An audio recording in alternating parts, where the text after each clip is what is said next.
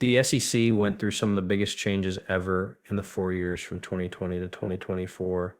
This year, 2025, has been the same, so let's talk about this. The XRP case is the first important thing we need to talk about. Welcome to the group. My name is Nick.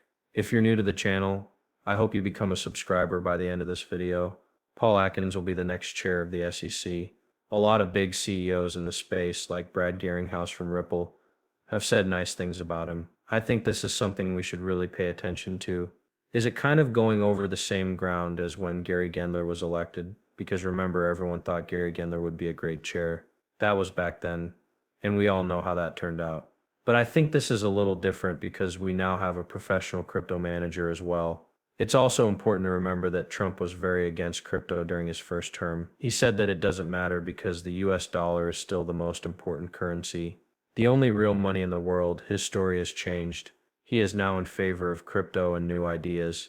To keep the US dollar as a reserve currency, we need to use safe coins. The situation is now very different.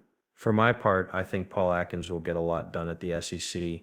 And I think some pretty big changes will happen not only, and I think this will speed up the process of regulating crypto in the US as well, which will set the standard for regulating crypto around the world. We also got some news about other things. This is from crypto in the US. Gary did set a pretty low. The head of the GOP party is telling us that he thinks the new SEC chair, Paul Atkins, will do a better job than the last chair, Gary Gensler. Check it again. We forgot to add Paul Atkins to the list. He will be the next head of the SEC, which is great news. Congressman Emma, yes, this is why you spoke out a lot at the House Banking Services meetings about how the SEC, and I'll never forget the 4 years that Gary Gensler was in charge. If Paul Atkins gets his vote through the Senate, he will replace Gary Gensler. You said he would be great. Could you explain more? In other words, will Paul be everything that Gary wasn't? That's not a very high bar. I was about to say that Gary set a pretty low bar. Really think about this. We need stable coins. We need order in the market so buyers and business owners can try new things and take chances.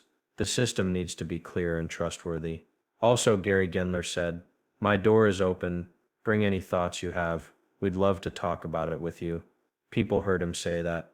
That means if you were stupid enough to do that, he would either someone could sue you or send you a letter saying that they were looking into you. One interesting thing is that I think I heard this whole thing yesterday. I don't like meme coins, so I'm not here to support them in any way, but I heard a lot of complaints about them yesterday at the meeting. People said that meme coins were being used to scam people and make money. Gary Gensler suggested that we could use meme coins for this. He made it possible for meme coins to exist the way they do now. I agree with you. If you don't like it, let's stop complaining and figure out how to stop it. So yeah, listen. With a new SEC chair, we'll probably soon start the crypto regulatory season. I also think that in this case, usefulness is becoming more and more important, and I think we're moving away from the idea that crypto was just a hyped-up speculative market. I'm really excited about this, especially since stablecoin projects that use crypto for payments are going through a lot of changes. I think that everything about crypto is going to change for the better, which is good for XRP, HBR, XLM, and QNC projects. Also, I think it's great that there was a big change this morning. The Attorney General of New York State wrote to the leaders of Congress and asked them to pass a federal law governing digital assets to stop fraud, crime, and financial instability. In the letter, she says that the widespread use of Bitcoin is a threat to the dominance of the dollar and calls for stable coins to protect that authority. I agree with James that digital assets shouldn't be allowed in retirement accounts. These are real risks, which is why we're asking Congress to include the following common sense ideas in digital asset laws. Local and stable coins protect the US dollar and the Treasuries market, which is good for the LUSD. Platforms can only do business with platforms that follow anti-money laundering rules.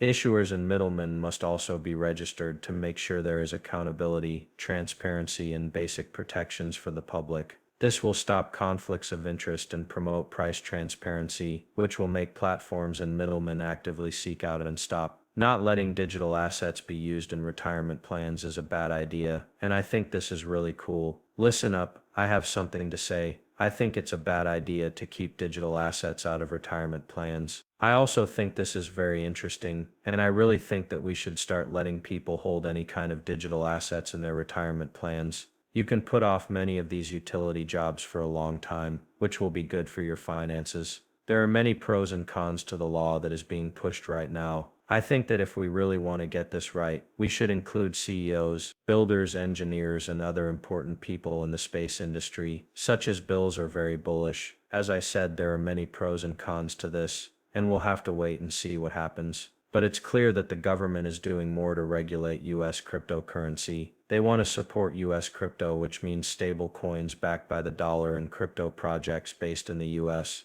I strongly support many of the talk about utility projects like Hydra, which is an American project, and Stellar, which is also an American project that works with Ripple and XRP. In general, this is very bullish, but not for Ripple. This is because, as we said before, everything here is about laws and rules. Now we're going to look at the Ripple case, and we just saw a post from Uphold. This means that both Ripple and Mr. Zoom told us both Ripple and the SEC have asked for the case to be put on hold so that talks can begin on a solution. The committee has not yet given its final approval, and the deal must be approved by the commission first. On top of that, Fred Rispoli just recently wrote about the SEC versus Ripple case and said that Ripple's appellate brief is due next Wednesday, the 16th. They can't get an extension, so they either have to file it 10% late, or there will be a notice of settlement and withdrawal, which is 90% late. We still don't know what will happen, but the news that the case is being put on hold is very interesting and suggests that a settlement is being worked on a few days ago. Chad Steingruber wrote that Mr. Lynch just said in the meeting that the SEC case against Ripple has been dropped to make room for new ideas to grow. This is a real post from NashX,